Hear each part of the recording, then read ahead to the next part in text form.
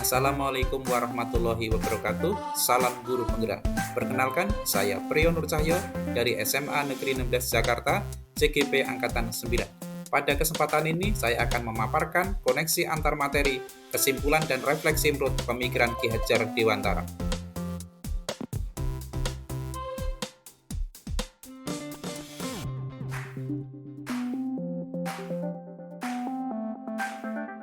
Menurut Ki Hajar Dewantara, pengajaran merupakan proses pendidikan dalam memberi ilmu atau berfaedah untuk kecakapan hidup anak secara lahir dan batin.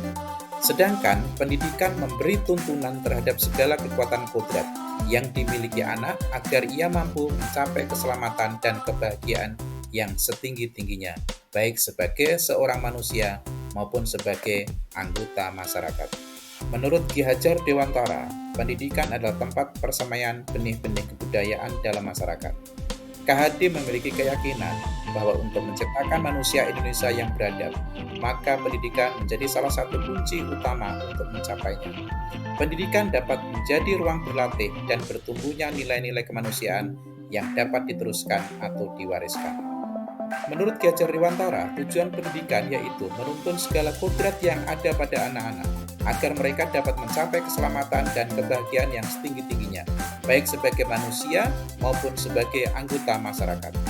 Menurut Ki Hajar Dewantara, dalam proses menuntun, anak diberi kebebasan, namun pendidik sebagai pamong dalam memberi tuntunan dan arahan agar anak tidak kehilangan arah dan membahayakan dirinya.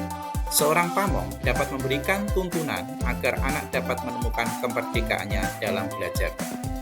Menurut KHD, budi pekerti atau watak atau karakter merupakan perpaduan antara gerak pikiran, perasaan, dan kehendak atau kemauan sehingga menimbulkan tenaga. Budi pekerti juga dapat diartikan sebagai perpaduan antara cipta atau kognitif, karsa atau afektif sehingga menciptakan karya. KHD mengingatkan pendidik bahwa pendidikan anak sejatinya menuntut anak mencapai kekuatan kodratnya sesuai dengan alam dan zaman.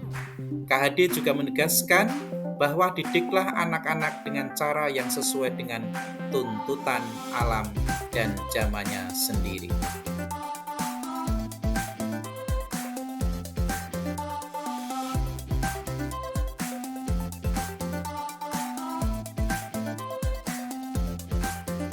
Pengalaman pembelajaran sebelum saya mempelajari modul 1.1 menurut pemikiran Ki Hajar Dewantara.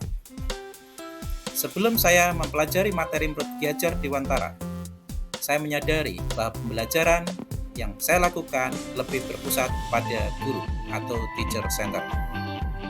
Sebagai guru, saya juga kurang memahami karakteristik murid dan kurang dalam menerapkan nilai-nilai kolaboratif. Pembelajaran hanya fokus pada ketercapaian materi dan aspek kognitif murid. Kurangnya motivasi, keaktifan, kemandirian murid dalam mengikuti pembelajaran.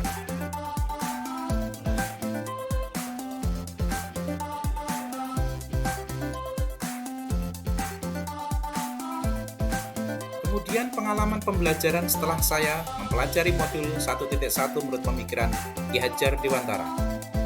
Setelah saya mempelajari materi menurut Ki Hajar Dewantara, dalam melaksanakan pembelajaran, saya dapat melakukan proses pembelajaran secara menyeluruh yang mencakup aspek kognitif, afektif, psikomotorik, spiritual, sosial, dan budaya. Dalam melaksanakan pembelajaran, saya sebagai fasilitator dan murid yang menjadi subjeknya. Hal ini, murid lebih bebas berekspresi dan berkreasi dalam berpendapat.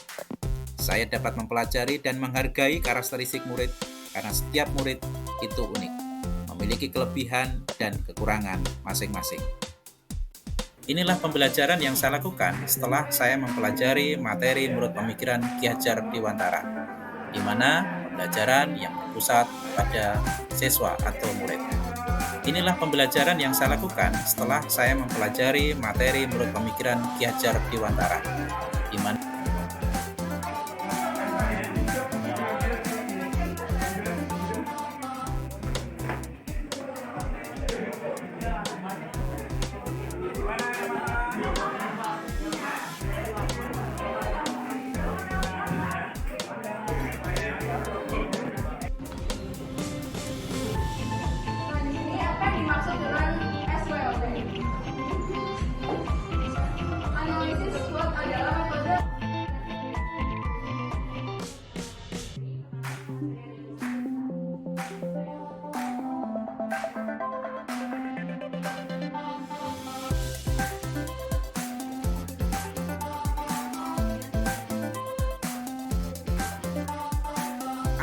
dapat segera saya terapkan lebih baik agar kelas dapat mencerminkan pemikiran Ki Hajar Dewantara?